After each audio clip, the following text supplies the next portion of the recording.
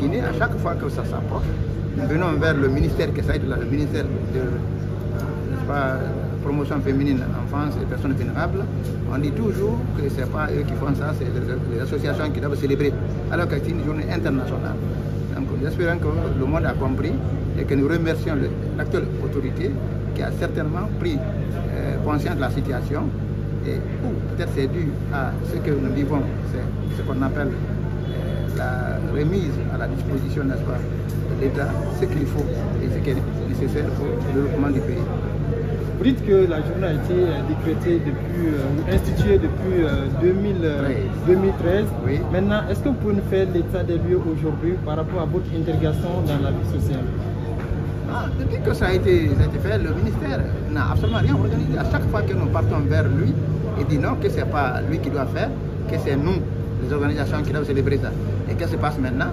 S'il y a une association qui a un parent dans le ministère en question, va recevoir quelques rencontres en lui donnant un sac de riz, un sac de sucre, ou bien des stylos, ou bien des cahiers pour remettre aux enfants, même s'ils n'ont pas besoin de cela.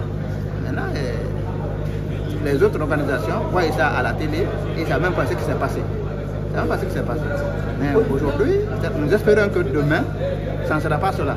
Ça sera quelque chose qui sera vu au plan international.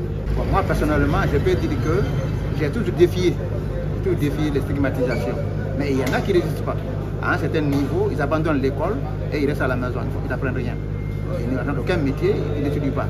Moi, personnellement, comme je vous ai raconté ma situation, j'ai lutté contre cela et je suis toujours parvenu à affronter les difficultés auxquelles je suis là. Quand j'ai réussi, je continue, comme je vous ai dit.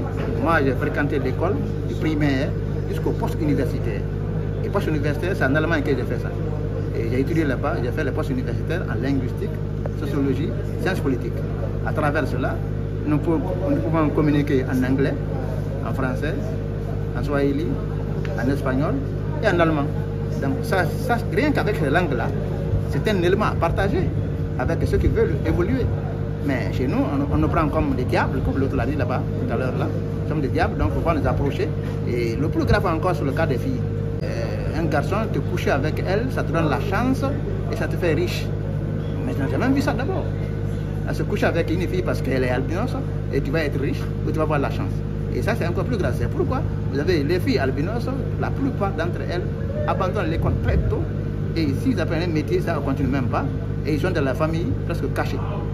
Cachés. On ne sait pas. En tout cas, je n'ai jamais participé d'abord au mariage d'une fille depuis mon retour. Une fille albinos. Je n'ai pas encore participé. Dans le milieu professionnel, comment parvenez-vous à gérer cette situation? Oui, dans le milieu professionnel, je vous l'ai dit, je travaille au ministère de l'enseignement supérieur. Et comment d'abord je suis devenu fonctionnaire de l'État? Vous savez, quand je suis rentré de l'extérieur, j'ai trouvé il y avait près de 200 et quelques Guinéens, docteurs d'État, qui ne sont pas albinos. C'était le seul albin parmi eux, les chômeurs. Ils cherchaient l'emploi. Mais le gouvernement disait qu'il faut qu'il fasse un concours de recrutement. Moi, j'ai dit, c'est pas vrai. Maintenant, on s'est donné les mains. C'est chez moi qu'on fait les réunions, à ce moment là-bas. Et on est parvenu à nous faire recruter tous à l'enseignement supérieur. Comme ils disent, bon, ce sont des gens qui sont intellectuels, donc on va les envoyer dans l'enseignement. C'est ainsi qu'on a été recrutés dans l'enseignement. Et moi, j'ai été affecté à l'université de Cancan. On vient dire au ministre, où tu as envoyé ce monsieur-là? Il dit à Cancan, il dit attention, lui c'est un activiste. Si tu l'envoies ailleurs, un petit problème là seulement, tu as des problèmes ici. Donc le mieux, il faut l'amener à côté de toi. C'est ainsi qu'on m'a amené, comme ça, formellement, en tant qu'attaché de cabinet. Mais, ministère de l'enseignement supérieur. Mais là-bas, les gens ne voulaient pas du tout me sentir. Parce que, en tant qu'attaché de cabinet, mon bureau même à la rentrée du ministre. Donc, c'est là qui venaient rentrer le voir, le rencontrer. Il y en a même qui posent la question d'abord, est-ce qu'il est assis là-bas? Est-ce que je suis assis? Si je suis assis à la porte là-bas, si j'ai quitté, ils rentrent. Si je suis allé là-bas, ils préfèrent partir sans rencontrer leur ami. On a vécu tout ça. Et à Conakry, par exemple, quand je vais pour m'embarquer dans un taxi, il y en a qui, le chauffeur peut dire non, ne monte pas, ne monte pas. Il dit ça passe pas parce qu'il n'y a pas de plan, parce qu'il ne veut pas que je touche ces passagers. Certes, il pense que ceux-ci vont dire non, il ne faut pas le faire asseoir à côté de moi. On vit tout ça. Même ce matin, en venant là tout à l'heure pour ici, j'ai vécu cela. On a refusé que je m'embarque dans un véhicule qui vient par là. On dit non, je ne vais pas là-bas. Alors qu'il va vers la ville me prendre. Parce qu'il ne veut pas que je monte. Et dès que moi j'ai quitté, un autre s'est embarqué. Même destination, il a continué. Et j'ai arrivé une fois, je viens de la ville, dans un taxi. J'étais à côté, à bord. Il y a quelqu'un qui était à ma gauche qui devait descendre sur la terrasse là-bas. Moi, j'ouvre la porte, je descends. Celui qui descend, pour monter maintenant, impossible. Le chauffeur a dit à un autre de s'embarquer à ma place. Même le transport de la ville à la terrasse, il a préféré ne pas prendre ça. Pourquoi? Parce que, bon, certainement, je suis albinos, il ne veut pas que je continue avec eux. Donc, il y a tout ça que nous vivons. Mais si je vous dis, mon frère, que moi, je suis marié, mais pas à une femme albinos. Et cette femme albinos-là m'a fait déjà 3 enfants. 3 enfants qui ne sont pas albinos. La première femme, par exemple, qui j'ai épousée, elle a fait 2 enfants, une fille et un garçon. Le garçon là est albinos. Et depuis que cela est arrivé, on a dit à la femme, si tu restes ici, tu ne feras plus que des albinos. La femme a préféré faire de la pagaille et je l'ai libéré. On est parti au tribunal, on a divorcé. Et le garçon albinos là fait bac cette année là. Fait baccalauréat en sciences mathématiques cette année. Donc, après, n'est-ce pas, le baccalauréat, mon projet pour lui c'est quoi? C'est de faire partir à l'extérieur pour étudier. Aujourd'hui, comment est-ce que vous percevez la mendicité des enfants albinos? Oui, cette mendicité là, ce sont les parents. Parce que les parents doivent comprendre que ces enfants-là ne sont pas des mendiants. Ils doivent les encadrer. Ils ne sont pas des mendiants. Et vous voyez comment la peau est brûlée. La tache noire qu'ils ont sur la peau là.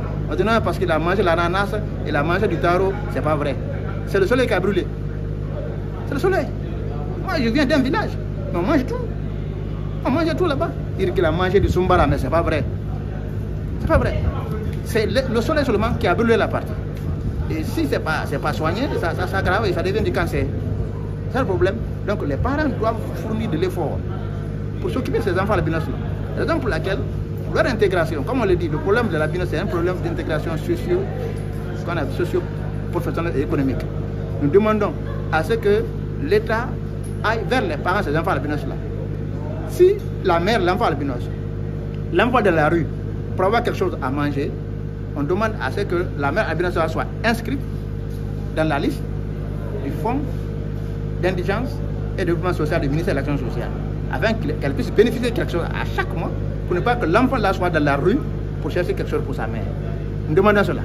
Donc les mamans doivent bénéficier de quelque chose de la part. Une fois que l'enfant devient adulte, c'est fini, il est intelligent, il ne peut plus faire, il peut pas se lever au soleil.